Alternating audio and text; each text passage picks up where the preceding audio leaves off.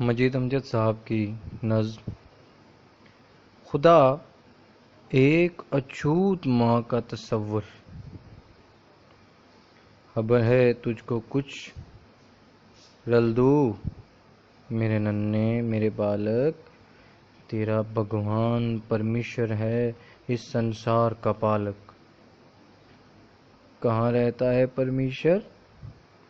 ادھر آکاش کے پیچھے، کہیں دور اس طرف تاروں کی بکھری تاش کے پیچھے۔ نہیں دیکھا سویرے جو ہی مندر میں گجر باجا، پہن کر نور کی پوشاک وہ من موہنا راجا۔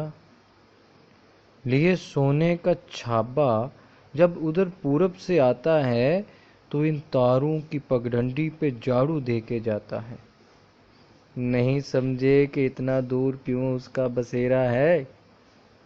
وہ اونچی ذات والا ہے اور اونچا اس کا ڈیرا ہے۔ یہ دنیا والے، یہ امرت کے رس کی چھاگلوں والے، یہ میٹھے بوجنوں والے، یہ اجلے آنچلوں والے، یہ اس کو اپنی لاشیں اپنے مردے سونپ دیتے ہیں، عفونت سے بھرے دل اور گردے سونپ دیتے ہیں، جنہیں دوزخ کے زہروں میں بھگو کر بھونتا ہے وہ، جنہیں شعلوں کی سیخوں میں پرو کر بھونتا ہے وہ۔ یہ اس بھگوان کے دامن کو چھو لینے سے ڈرتے ہیں، یہ اس کو اپنے محلوں میں جگہ دینے سے ڈرتے ہیں۔